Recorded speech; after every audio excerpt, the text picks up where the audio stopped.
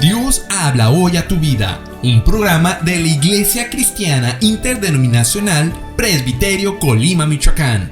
Sean todas y todos bienvenidos. ¡Comenzamos! Pasaría el tiempo así, sin querer nada más que escucharte hablar. Buenas tardes, hermanos y amigos que nos ven a través de la página de Facebook y del canal de YouTube del Presbiterio Colima, Michoacán. Sean bienvenidos una vez más a este su programa Dios habla hoy a tu vida.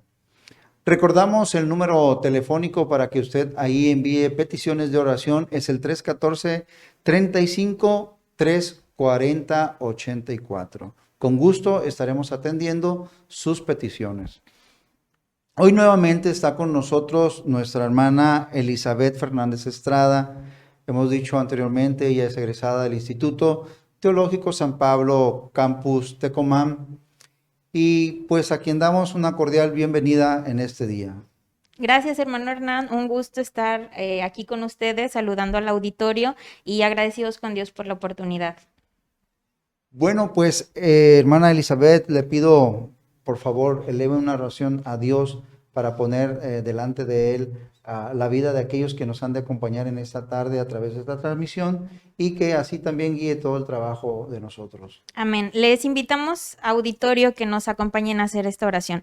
Bendito Padre Celestial, en el nombre precioso de nuestro Señor Jesucristo y Salvador, ponemos en tus manos en esta hora esta transmisión y todos los trabajos que en tu nombre se realicen para predicación del Evangelio.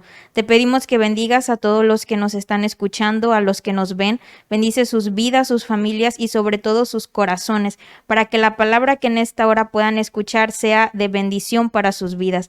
Bendice a todos los que posterior a esta transmisión también van a participar de ello. Te lo suplicamos por Cristo Jesús nuestro Señor. Amén. Muchas gracias.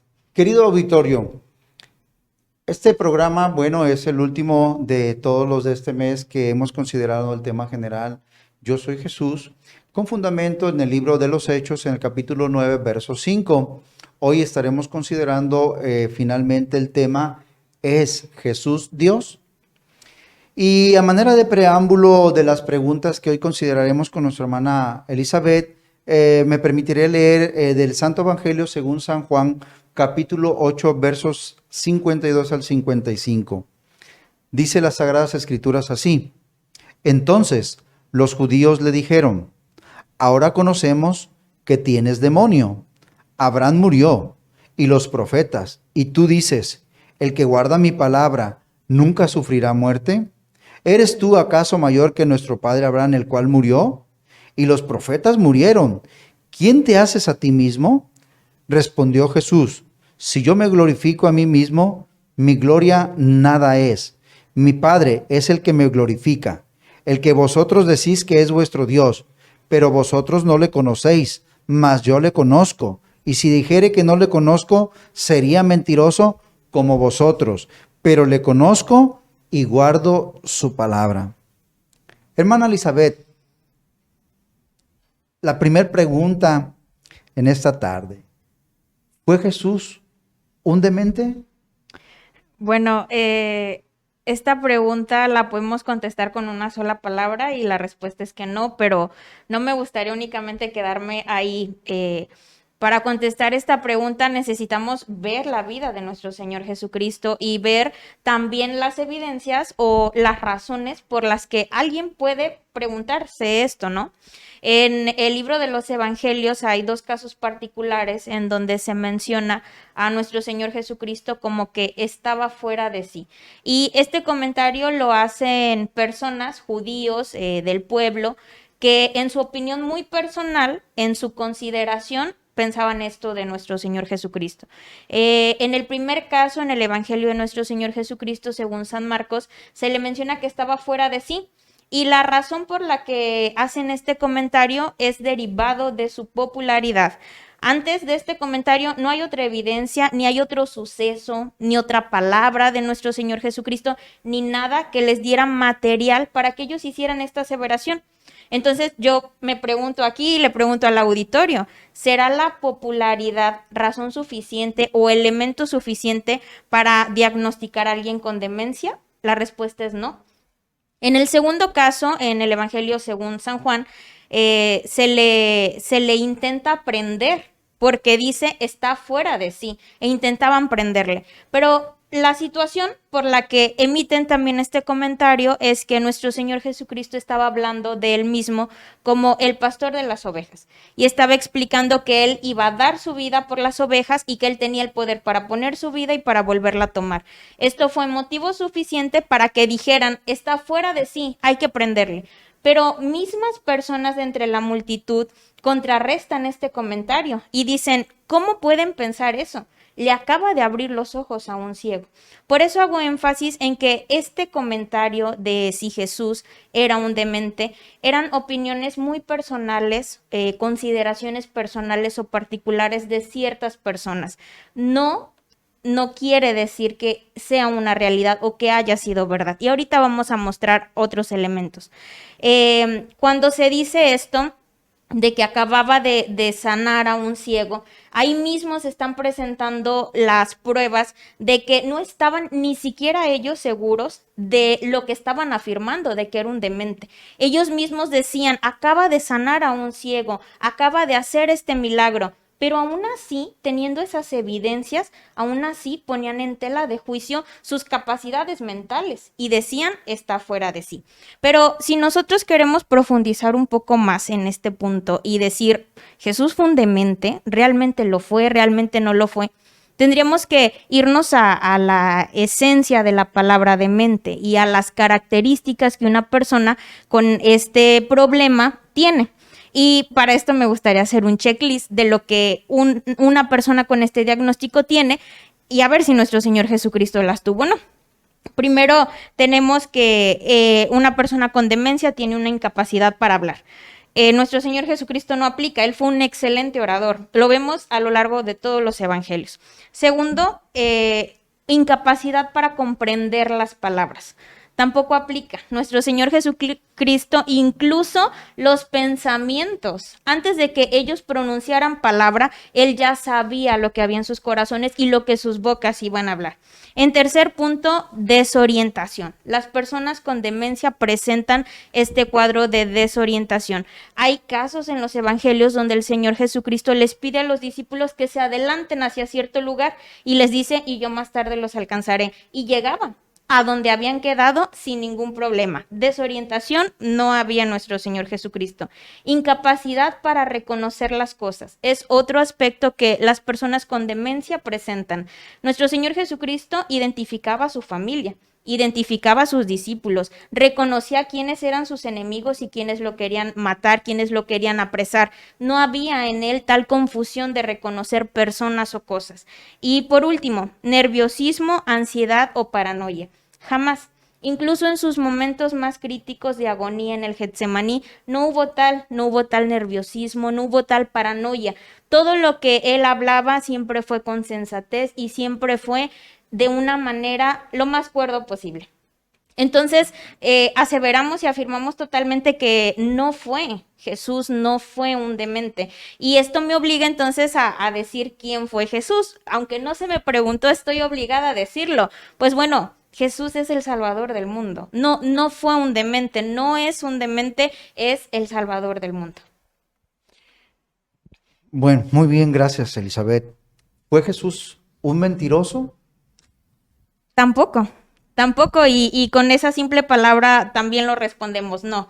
Pero también es necesario que nos preguntemos por qué es que alguien puede preguntarse si Jesús fue un mentiroso y también por qué nosotros aseveramos que no lo es. Y es por la misma situación, las Escrituras nos dan evidencia suficiente de esto y menciono la primera carta del apóstol Juan y quiero leerlo textual, es 3:5. Dice, y sabéis que Él apareció para quitar nuestros pecados y no hay pecado en Él.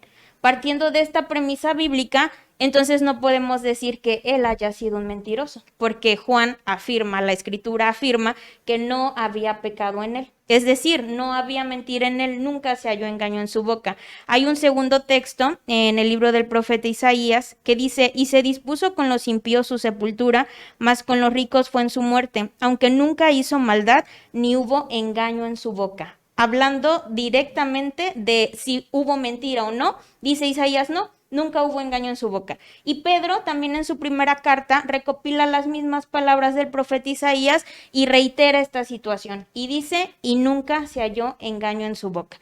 ¿Por qué entonces es que podemos pensar, y lo digo en plural, porque pudiera ser que alguien del público pueda estar pensando, ¿fue un mentiroso? O que nos cuestionemos y nos preguntemos por qué alguien puede pensarlo. Pablo, cuando escribe su carta a los romanos, hace una pequeña exégesis de esto y lo atribuye todo a la incredulidad de nuestros corazones, hermano Hernán. Leo también textualmente para el público Romanos 3 al 4.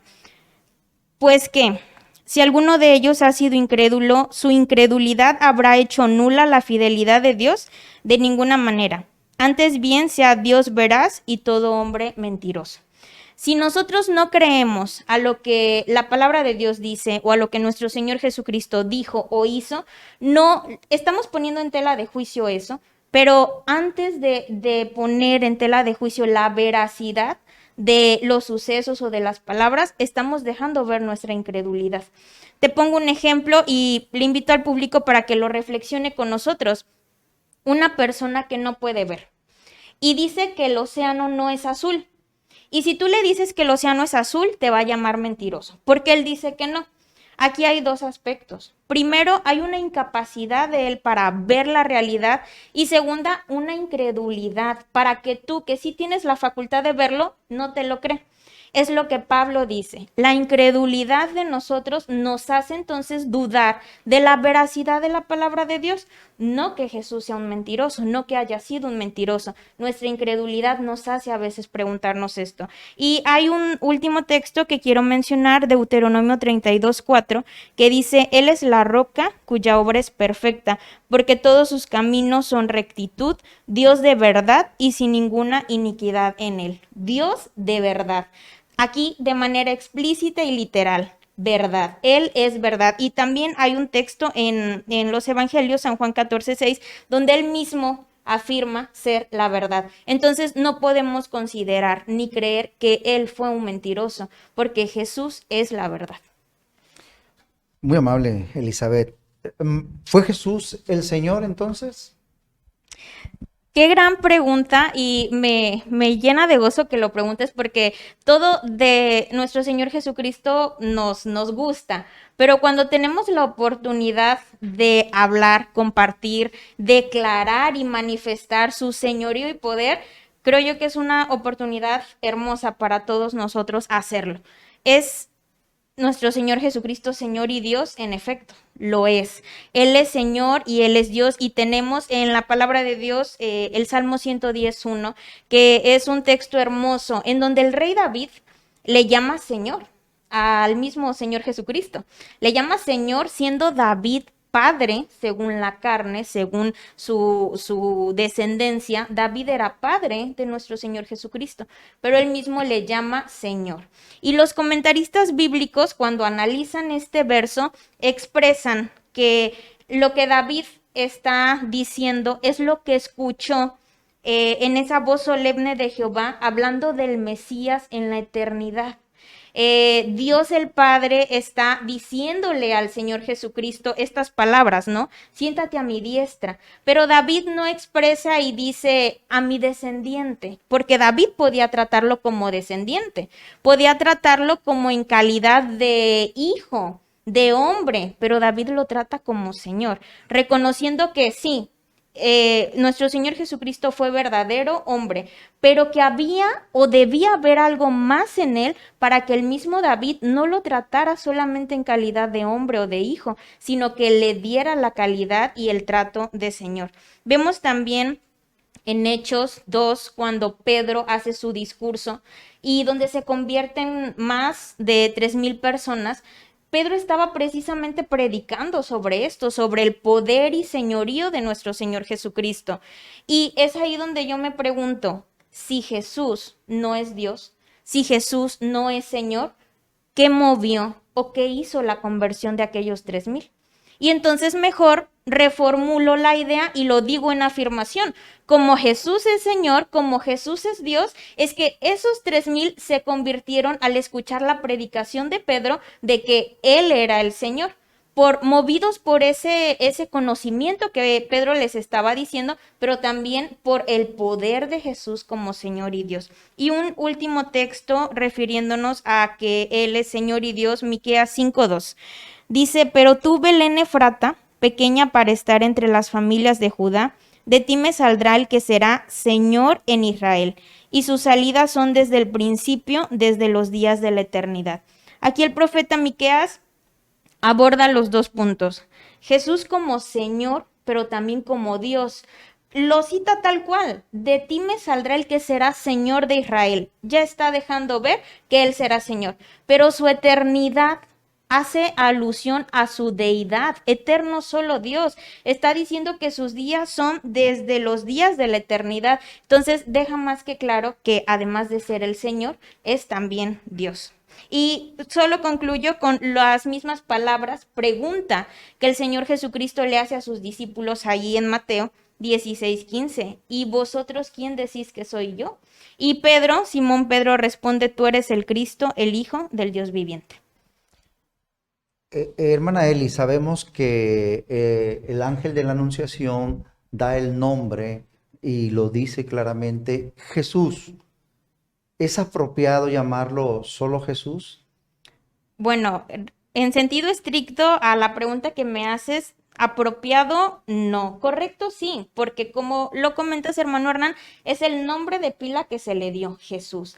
Pero Cristo es el título griego que se le da como el Mesías o el ungido.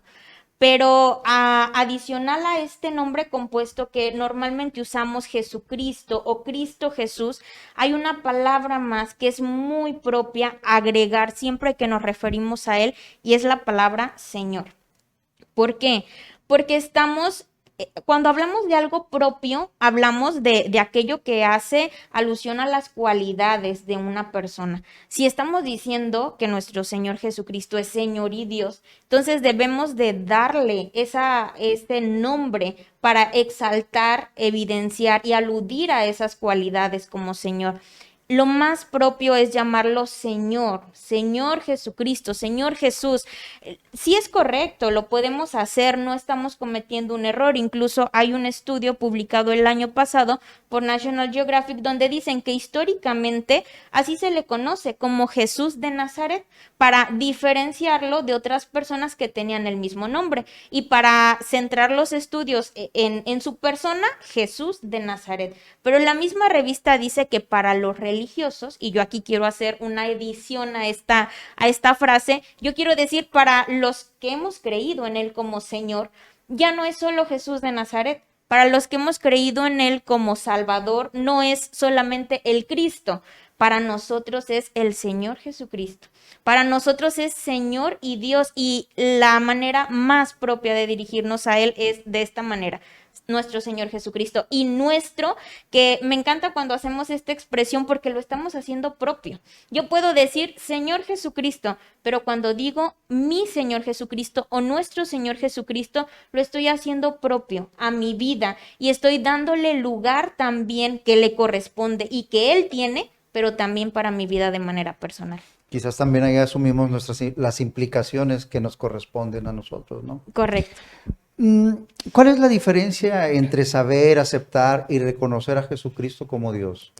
Hay diferencia entre las tres palabras y es importante que las conozcamos porque cada una tiene un nivel de responsabilidad y de significancia distinto. Cuando se hacen trabajos de investigación, los asesores metodológicos recomiendan que se seleccionen con mucho cuidado los verbos que se van a usar, porque esos verbos que se incluyan en los objetivos va a ser el compromiso que el escritor adquiere con el lector. Es decir, si el escritor dice, al terminar este estudio, usted va a poder aplicar ciertos conocimientos, El escritor está comprometidísimo a que usted pueda aplicarlos de esta manera. Caso contrario, si yo digo usted va a adquirir estos conocimientos, con el simple hecho de que se lean, ya se cumplió el objetivo. Cuando nosotros hablamos de aceptar, de creer, de reconocer, de saber, estamos hablando de niveles de responsabilidad de nosotros para con Dios distintos. Empezamos con saber. Saber requiere un nivel básico de conocimiento. Es decir, con saber, con conocer lo referente a nuestro Señor Jesucristo, con saber la información de Él, su vida, obra, ministerio, etcétera, yo ya cumplí, ya sé de mi Señor Jesucristo como Dios. Pero si ahora yo me voy a aceptar, no es suficiente solo tener esos conocimientos. Aceptar es un verbo que manifiesta una actitud y una voluntad. Tenemos que llegar a una acción, no solamente en un nivel de conocimiento, sino de acción. Aceptar voluntariamente aquel conocimiento para apropiarlo a mi vida. Eso en aceptar. Y en reconocer estamos hablando todavía de un compromiso mayor, pero que también representa una actitud y una acción en el que yo voy a manifestar mis sentimientos de reconocimiento hacia la persona de nuestro Señor Jesucristo. Yo voy a manifestar esos sentimientos que su persona, su señorío, su deidad producen en mí, y eso me va a llevar a adorarle y a bendecirle. Llegando a este punto de que yo ya le conozco, yo ya le acepté y yo le he reconocido, viene a mi mente Filipenses 2:11, lo leo textualmente para el público: y toda lengua confiese que Jesús es el Señor, para gloria de Dios el Padre. Llegando a este punto, únicamente de saberle, hermano Hernán, no podemos nosotros hacer lo que dice Filipenses, confesarle como Dios y Padre, como Señor, no podemos.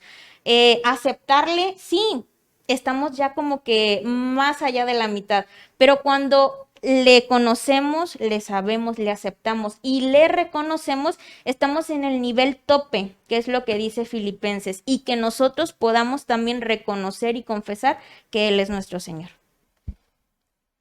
Muchas gracias, Eli. Quizás en el auditorio de los que los están ahorita precisamente atentos al programa, hay a quienes quieran creer en Cristo como Señor y Dios.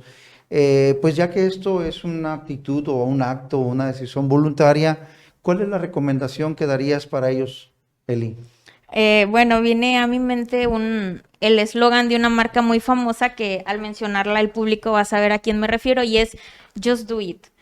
La usan mucho esta marca de su eslogan, y es para hacerle saber al público, motivarlo, incentivarlo a que solo lo hagan. Y es mi recomendación únicamente para esta situación, porque para cualquier otra yo les diría, piénsenlo, lean bien, lean el contrato, analicen los pros y los contras, hagan un FODA, cualquier herramienta que les ayude a evaluar si la decisión que van a tomar es la correcta, para cualquier otra situación, pero no para esta. Para esta situación, para aceptar a Cristo, para reconocerle como Señor y Dios, háganlo, sin pensarlo más y sin demorar más, porque no hay contras en esta decisión, no hay letras chiquitas, no hay sorpresas después, solo hay perdón de pecados, salvación y vida eterna. A menudo, hermano Hernán, tenemos personas, nuestros jefes, nuestros padres, nuestros tutores, servidores públicos que reconocemos, respetamos y admiramos, y les tenemos en ese lugar de respeto y de admiración, pero es irónico que al Señor de los señores lo tengamos en espera. Al Señor del universo, al Creador de todo cuanto existe, lo tengamos en reserva. Es irónico, incluso es un poco necio de nuestra parte tenerlo así. Y la misma palabra de Dios reconviene esto y dice: me llamáis Señor, Señor, y no hacéis lo que yo les digo. Me llamáis Altísimo y no me engrandeces. Si nosotros ya sabemos, si nosotros ya conocemos que nuestro Señor Jesucristo es Señor y Dios, si nosotros ya sabemos que Él es el Salvador del mundo, ¿por qué tenerlo en espera? ¿Por qué no aceptarlo? ¿Por qué no aceptarle con todo nuestro corazón? Entonces, en resumen, mi recomendación para el auditorio es: háganlo, acepten, reconozcan, crean, de verdad, confiesen con sus labios que Jesucristo es el Señor y que es Señor de su vida y Señor de su vida, de su familia, pero que lo hagan con todo su corazón. Bueno, pues muchas gracias, Eli, por responder a todas estas interrogantes. Solo me resta invitarte a que hagas una oración precisamente por las necesidades. Y efectivamente una necesidad pues es reconocer que Jesús es Dios, ¿verdad? Amén. Vamos a orar y invitamos al público para que cierren sus ojos y hagan esta oración con nosotros. Bendito Padre Celestial, a través de tu Hijo Jesucristo, nuestro Señor, nuestro Salvador, queremos en esta hora pedirte, suplicarte con todo nuestro corazón, que tomes en tus manos las vidas de todos los que nos escuchan, sus necesidades, sus familias, sus problemas, sus temores, sus sentimientos. Tú les formaste, tú les hiciste, tú les conoces, pero sobre todas estas necesidades materiales, familiares, económicas, de salud, hay una necesidad fundamental, Señor, que siempre llevamos en oración, y es la necesidad del alma. Que ellos te reconozcan como Dios, como Señor, como Salvador. Que ellos te reconozcan como el Señor de sus vidas, como el Altísimo. Pero que no solamente, Señor, sea un conocimiento. Que lleguen ellos también a la aceptación de esta verdad. Que lleguen ellos también al reconocimiento de esta verdad hermosa. Y así también puedan tenerte en sus vidas y en sus corazones. Te lo pedimos por Cristo Jesús nuestro Señor. Amén. Pues solo me resta agradecerte, Elizabeth, por haber estado nuevamente con nosotros y por tener esas oportunas intervenciones. Gracias por estar nuevamente en este programa. Al contrario, gracias por la invitación, hermano Hernán, y al auditorio que está con nosotros. Pues, querido auditorio, ya usted escuchó las preguntas y respuestas. Le recordamos, próximo sábado, 5 de la tarde, está invitado a su programa Dios habla hoy a tu vida. El teléfono 314-35, 340-84. Ahí puede formular preguntas si gusta respecto a la temática o hacer sus peticiones de oración. Durante la semana puede estar viendo también todas las transmisiones que estaremos realizando a través del canal de YouTube y de la página de Facebook. Nos resta solamente desearles que Dios les bendiga. Gracias por quedarte con nosotros. Te esperamos la próxima semana. Que Dios te bendiga. Pasaría el tiempo así, sin querer nada más que escucharte hablar.